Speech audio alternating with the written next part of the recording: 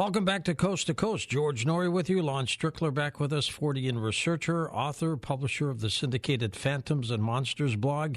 He began that blog in 2005, which has grown steadily in popularity and is read daily by tens of thousands of enthusiasts, investigators, and those seeking the truth. A couple of his books include Alien Disclosure, Mothman Dynasty, Phantoms and Monsters, Phantom and Monsters, Mysterious Encounters, and Unexplained Encounters as well. Lon, welcome back. How have you been? Hey, George. Great to be with you. I'm okay. That's great. It's great. How did you get started into the Fortean lifestyle? Oh, my God. I tell you, this really started when I was very young.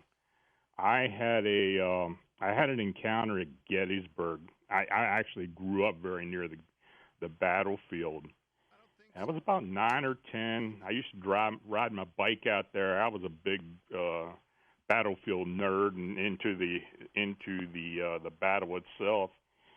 And I had some type of incident to where it seemed like a large TV screen opened up in front of me, and I was in the battle for about 30 seconds. And that's kind of where it all started at. And it's kind of built itself since then. And then when I had a Bigfoot encounter in 1981 and a winged humanoid encounter in 1988, that kind of got me on the road to the cryptid sightings and every little thing associated with the supernatural. We'll talk about some of these cases in just a moment, Lon. It's truly fantastic. But do you think and believe that most of the things that people are seeing, whether they be cryptids, UFOs, whatever, are really happening? Oh, I do. I really do. I mean, I know a lot of people question it. But, I've had encounters myself, and when you talk to so many people every day, and you hear them describe what they encountered or what they experienced, you kind of know at least they think they saw something. And I think these things really do happen. Let's start with the Chicago, Lake Michigan winged humanoid updates. What's going on there? Well, it's continuing on. It's like the cryptid that keeps on giving. This all started back in 2011 when there were 3 sightings in South Chicago within a 3-month period. And they were all 3 reported to MUFON. But, there wasn't a whole lot done about it. And at the time, we weren't really doing the investigation either because we didn't have that much information other than what was reported to MUFON. But as time went on, there would be a case here and there. But in the spring of 2017, it's like the lid blew off, and we started getting sightings all over the city and in the suburbs. And in 2017, we had about 55 sightings that were reported to MUFON. And then eventually, when MUFON didn't, follow up on the cases, people were contacting us and some of my investigators, and we picked up on it, and that's where we're at. We continue to get them. These are all from the Chicago area? Well, I'd say 80% are within the Chicago metro, Chicagoland area. Then we do take sightings within a 200-mile radius of the city itself. So, yeah, it's a regional thing, but most of the sightings have been in Chicagoland. What are people describing, Lon? Well, for the most part, these are 5.5 to 6 foot. Sometimes they're larger, very dark in color. Sometimes they're kind of shiny looking, or sometimes they're wet looking. They have a wingspan of anywhere from 12 to 15 foot. The wing structure is like that of a bat or gargoyle, a very small head. And many times they have red eyes. Well, like those scary little panthers we've heard about. Yeah, well, the the red eyes kind of did it in. Everybody was trying to compare it to the Mothman of Point Pleasant. And, when we first started getting the sightings, I was calling it the Chicago Phantom. But, of course, the media got a hold of it, and they started comparing it to the Mothman. Yeah. So, in other words, to keep it from, confusing people, we went ahead with the Mothman moniker, and yeah, so that's where we're at. But there's all kinds of variations. A lot of the sightings out at O'Hare, the people out there who are actually working out there are calling it the O'Hare Batman. There's all kinds of different connotations of this being, but all in all, it's the same thing, we think. Does it look like a human being, his face, its face? Not necessarily the face. Most of the time, it's just the eyes that people describe. They don't really seem to be much feature on the face other than it's a smaller head. Sometimes it has like a ray coming off the back of it, but the body shape is that of a human or humanoid, so that's why we call it a winged humanoid. And what do the wings look like, Lon? For the most part, they're bat-like membrane wings with a 12 to 15-foot wingspan. And, we have had a few that have mentioned that they look like an insectoid wing or even that of an owl, but very few. Most of the time it's the membrane-type wing. Well, how are people describing it as it zooms by? Well, many times when they do see it flying, the one thing they do mention is that it seems to be able to propel without flapping its wings, like some type of supernatural propulsion to it. Occasionally, people will see it flapping its wings. And many times it's very fast, a very fleeting sighting to the point where they can't even get to grab a phone and take a photograph of it. But they're quick sightings for the most part. Sometimes they even disappear. Wow. And the wings, what's the span? Like a human length or something? Oh, the wingspan's anywhere from 12 to 15 foot. That's pretty good size. It's large wing, yeah. It's like a Cessna almost, huh? Yeah, it's large. Does it zoom down on people, or what does it do? Occasionally, for the most part, it seems to, they're not shy. They seem to fly close enough to where people can see them. We've even had witnesses state that they've seen the thing fly past them and look back just to see if those people are looking at it. So it's very, it keeps us, it's not really hiding from anybody, but it's very quick, and when they realize they're seen, they're gone. Has anybody described its feet or claws or anything like that, Lon? The feet, for the most part, are very small. Many times when people see them suspended in the air, and they do see them suspended or hovering sometimes, that the legs seem to vibrate, but the feet are very small, and the arms, it can be either attached to the wing or separate from the wing. We've had both descriptions. Is the creature clothed at all or any kind of uniform? No, not that we can tell. They're usually always very dark in color. Sometimes it is matte looking, or sometimes it looks shiny like it's wet. And, of course, a lot of sightings happen near O'Hare International Airport, don't they? We have had a large amount of sightings in and around O'Hare, yes. What about UFO activity? There has been some UFO activity associated with as well. Offhand, I can think of 3 sightings where a UFO has been seen near the time it's sighted or just after. What does your gut tell you, Lon? Well, as to what it is? Yeah. I think they're interdimensional beings. Interdimensional, okay. I don't think they live on this Earth plane. I think they live in a linear dimension of some type. They seem to be able to move in and out very quickly. And for the most part, I think myself and our investigators believe that they have specific portals that they move in and out of, especially at O'Hare. Do they simply disappear as opposed to fly away into oblivion? Well, most people see them fly away so quick that they don't know, that they're up into the sky. Many times it's at night, they can't see it. But we have had some sightings where people have mentioned that it just suddenly disappears like it's going through an invisible doorway. Any sound coming from them? Many times there's a very shrill shrieking sound. Sometimes there's a clicking sound associated with it. Like a scream sound? A screaming sound, yes. Wow. Could you imagine that at night? You're walking down the streets and this thing comes zooming by you like a 12 to 15-foot bat or something? Well, it does shock people. It really does. I mean, to the point where, if they haven't heard about the sightings and they do experience, they're on the internet looking right away. And fortunately, many of them do find us because we're been reporting this phenomenon now for a while.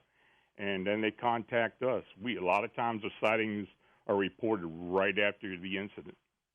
Has anybody ever been reportedly taken by one of these entities? No physical contact so far. If they have been taken, well, they didn't come back because they haven't reported it to us. And nobody's told you you're missing my uncle or anything like that. No. How about O'Hare employees? What have they reported? Well, those reports that we have gotten from O'Hare employees have been somewhat dramatic. We've even had some of the firemen out there contact us. Most of the employees who do contact us are cargo workers who see them at night when they're loading and unloading planes. Had a couple pilots, and we've had a couple of air traffic controllers as well. So, it's something they don't expect to see, but for the most part, the workers at O'Hara know about the sightings. Now, you've got another creature or entity that you say not deer sightings. What does that mean? Well, this not deer phenomenon is something that's kind of raised its ugly head in the past decade or so. It mostly started in the Appalachian Mountains. So it's relatively new. Yeah, somewhat, unless people just hadn't been reporting it. But it's being sighted now throughout North America. And people describe these things as having characteristics that just don't look like regular deer. Forward-setting eyes. Many times they had irregular legs. Some people say that, it's got to be chronic wasting disease or something, but that's just not what people describe to us. It's a deer. Many times it's much larger than a regular deer. Many times people see them standing on back legs and moving about and walking just like a human would walk. Jeez. There's all kinds of different descriptions, but they're just not normal deer. And they're not Bigfoot. No, they're not Bigfoot. That's another story, which we'll get into, I'm sure. But do they scare people? What do they do? Well, they shock people for the most part. They have antlers? Some of them do. Many times they are male deer. They're bucks. But we've had a few doe that have been mentioned like that as well. Well, these creatures, do they have the ability? Does a normal deer have the ability to walk on its hind legs? I don't know. I think when they're fighting or if they're trying to reach for something, they can for a short period of time go up on their back legs. But these knot deer, this is what we call them. Many times they see these things walking on the back legs at a pretty decent distance. In a deer body, though.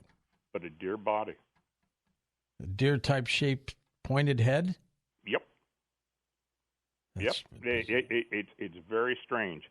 I personally haven't seen it. It's somewhat rare, but it does show up once in a while. And these witnesses, they're pretty forthcoming about it. And it's just something, many times hunters see them, and they're just thrown back by what they're looking at.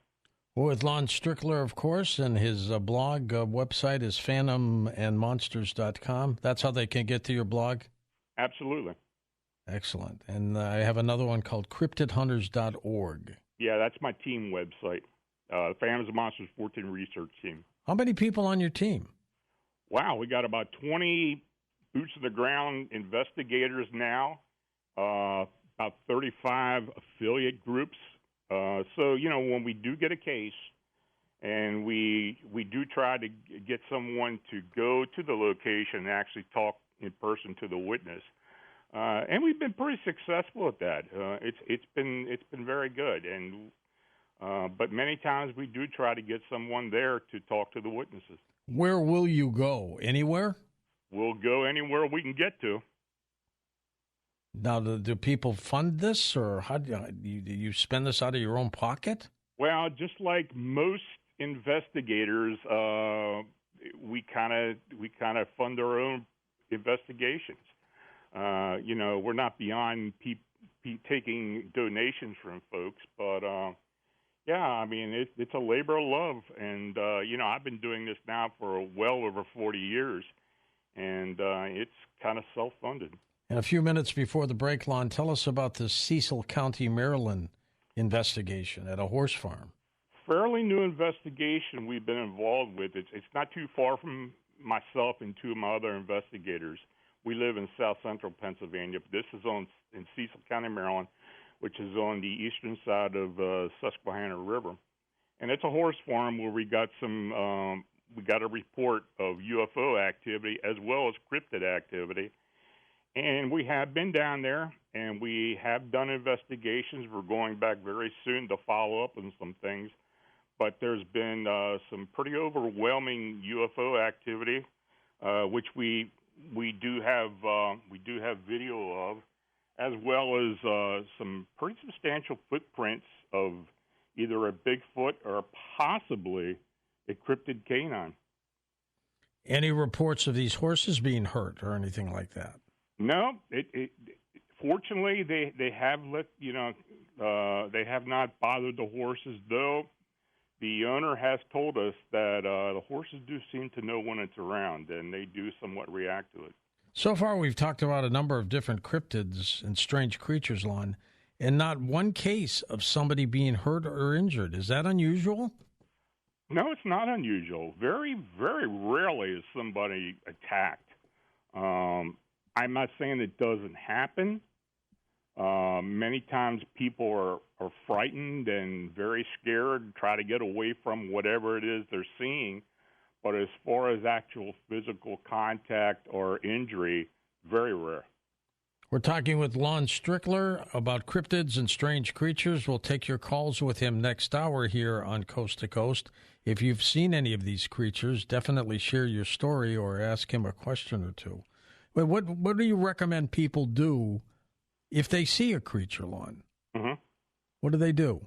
Well, try to document as much information as what they're seeing.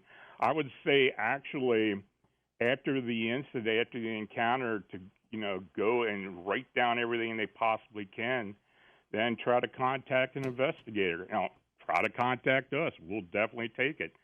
And that's any type of unexplained encounter. But try to make notes and try to be as thorough as possible when you're making the description. Have you seen any great pictures? Occasionally we do get some interesting photographs, yes. What has been the most fascinating one you've seen? I guess mostly some of the UFO activity for the most part. Occasionally we'll get something that's supposed to be a Bigfoot or some type of upright canine, but for the most part, they're very indiscriminate. They're very hard to make out, and I guess most investigators will tell you that.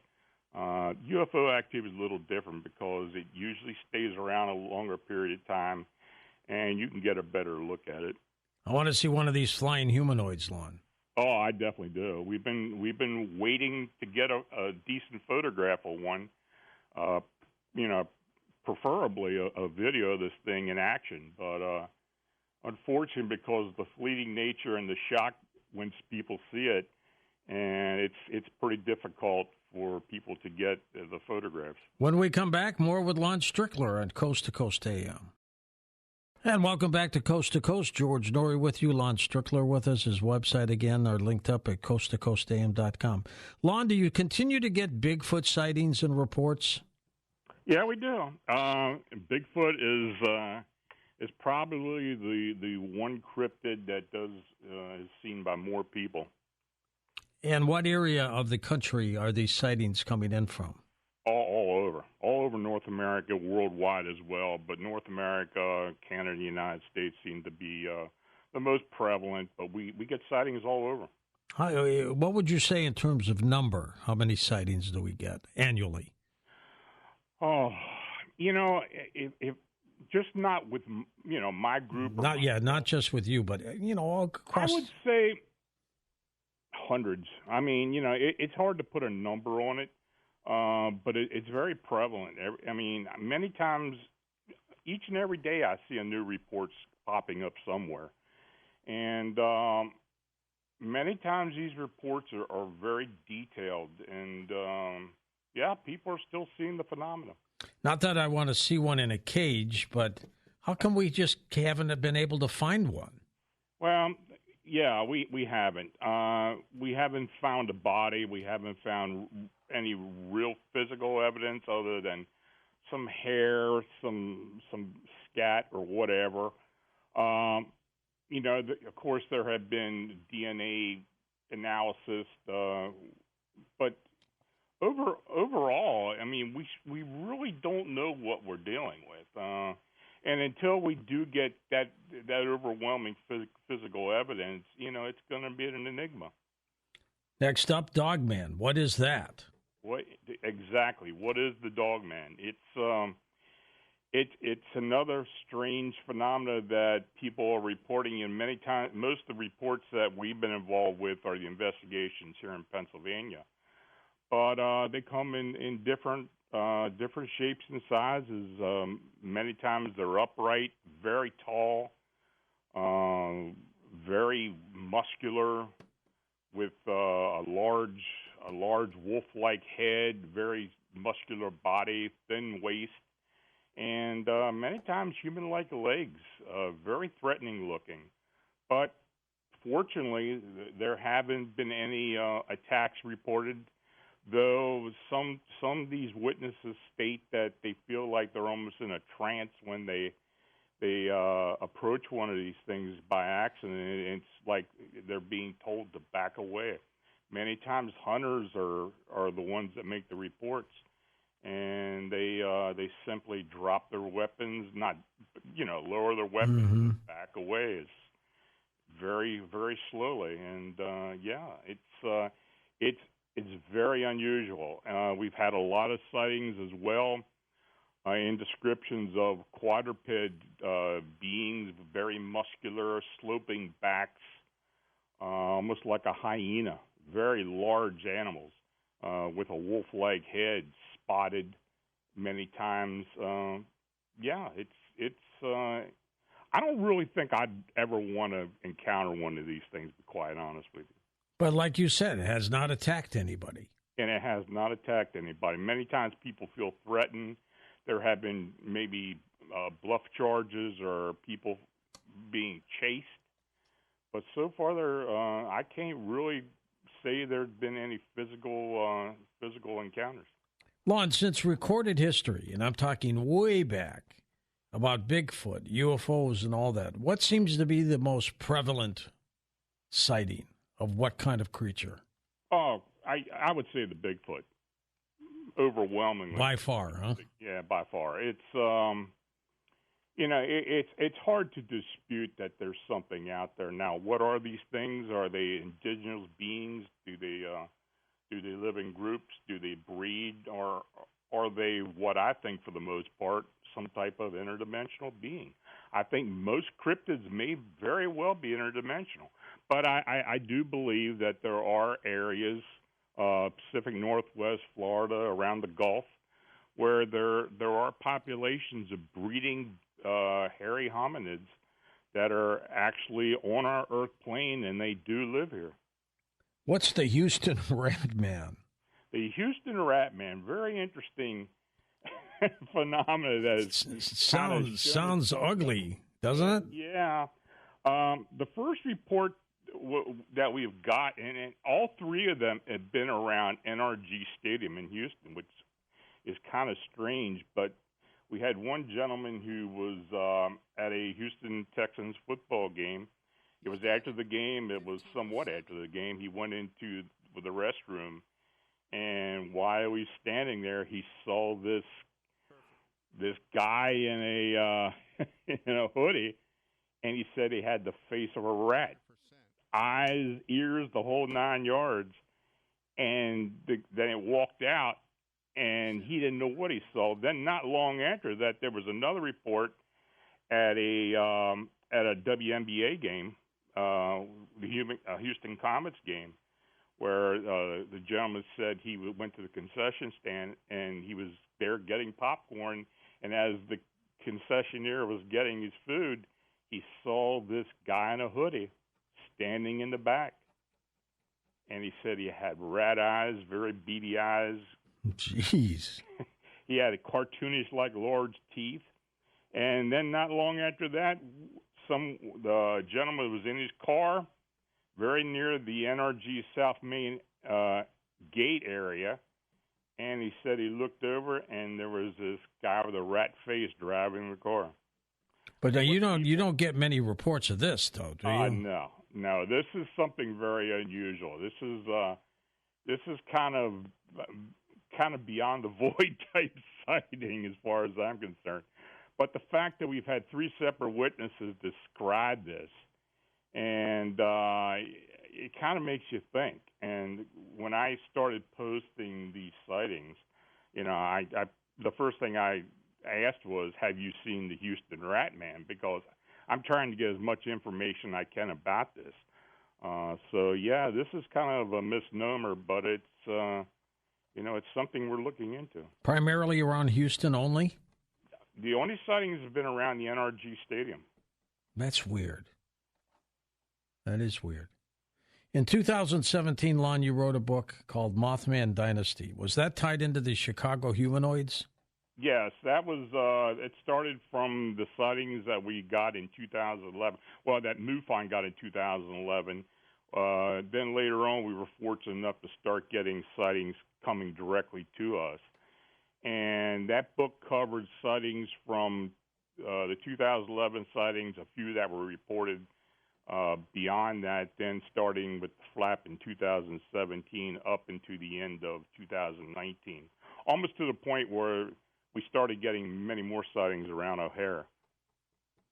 What's your gut again tell you about this, about these humanoids? These things fascinate me. I do believe that they're interdimensional beings. I do believe. What makes you think that, though? Because of the fleeting sightings, because they move in and out so quickly, and that witnesses have seen these things literally appear or literally seen these things vanish, like they're going through an invisible doorway.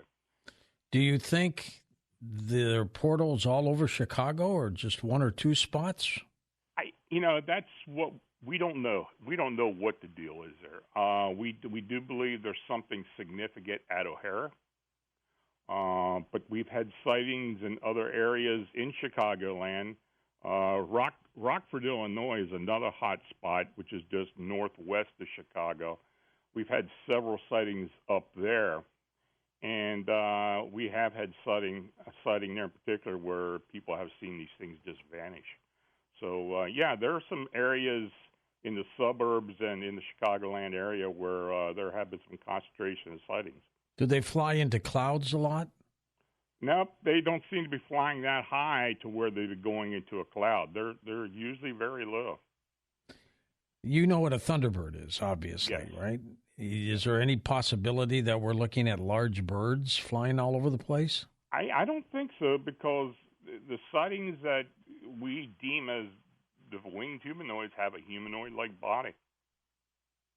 And then that screech.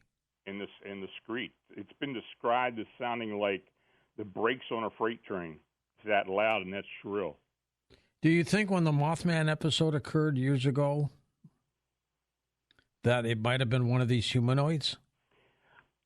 The descriptions, all in all, are somewhat different as to what's being seen in Chicago. That was more of an insectoid-type being than, the moniker, the Mothman. It had the Mothman-like body, the Mothman-like wings. And it always brought tragedy with it, didn't it? Well, that's the theory, the Harbinger theory. Of course, when the Silver Bridge collapse happened right before Christmas of 1967, and it being a small town and 46 people dying, I think the Mothman was kind of used as as part of the story, that it was a harbinger. Someone said after the fact that they saw this being above the bridge, not too long before it actually collapsed. I think John Keel kind of expounded on that a bit. I just don't have any evidence of myself of these beings being harbingers. The only documented case that I know of a winged being being documented before the tragedy was the Chernobyl, the Blackbird of Chernobyl. Actually, This was something that people saw several days above the reactor, and it was reported. So, but many times these sightings are reported after the fact. What happened with the Coast Guard about some kind of huge creature? That's a very strange incident. What happened, from what I can gather, was there was someone who was the person who made the report was manning one of those lift bridges, and several Coast Guard vessels were coming through one evening, and they seemed to be towing something very large. And when it was coming through, this creature, and it was pretty good size from what the description was, started moving about to the point where it almost pulled one of the boats down into the water. Wow. And it was coming from the bay. It was coming from the bay into an inlet. So I don't know what that is. I'm still looking for more information on that. But it's a fairly remarkable story. I do know the person who didn't make the report stated that they were later promoted to another job within the Coast Guard they were working for. So they kind of think it was done to keep them quieter, to get them away from where they were. Well, did the creature release whatever it was holding on to? No, apparently it was still. They still. It didn't get away from them. They continued to pull it, but there was a lot of commotion, and apparently they did notice someone with the automatic rifle on the boat. So they didn't say anything about taking a shot, but who knows? Now, what is the red-eyed Batman? The red-eyed Batman. Out of New Jersey or something? Oh, let's see. I get so many red-eyed reports. Oh, yeah. Oh, okay, that's an urban explorer. That happened up in Newark, New Jersey. I think it was a winged humanoid. It was someone who was an urban explorer in an old building in Newark, and this is a couple of years ago. But they were in there for the night, and they saw this thing while they were in there. It was an abandoned building. And they did eventually make a report of this red-eyed Batman, and that's what they called it, a winged being with large red eyes. Very similar to the Chicago sightings, though it wasn't that much detail as what we've been getting there. It is amazing how many different kinds of sightings people are seeing all over the place. And it is. And even if you factor in, Lon, a percent to be frauds or made up, you're still getting a lot of reports. We do get a lot of reports. You kind of got to separate the wheat from the chaff a lot of times, but that's why we try to be as specific as possible and talk to the witnesses and get someone else on. Actually, have someone else on the team follow up with you to talk to the witnesses as well. When we first started the task force, and that's what we called it, with the Chicago Phantom, Chicago Mothman, the late Rosemary Ellen Godley was on my team at the time. I thought the world of her. Yeah, she was great, and she was helping us to follow up with these reports. And in fact, in 2017, she presented the Chicago Mothman phenomena at the Mothman Festival at Point Pleasant. So she made the presentation for us, and she was very instrumental in us continuing on with the investigation. I found her back in 1996, Lon, when I was looking for stories for my local radio show in St. Louis, and I stumbled across a book, The Encyclopedia of Dreams, and put her on the first time, and she became a regular guest. Then I brought her on to Coast when I started doing it, and she was one of our best guests. Gosh, I miss her. Yeah, I do too. I was very fond of Rosemary, and I was lucky enough to when I had a question, she'd always get back to me. She was always good, and her husband was just so into what she did, and supported her and everything else. But we're going to come back and take calls with Lon Strickler in just a moment on Coast to Coast AM.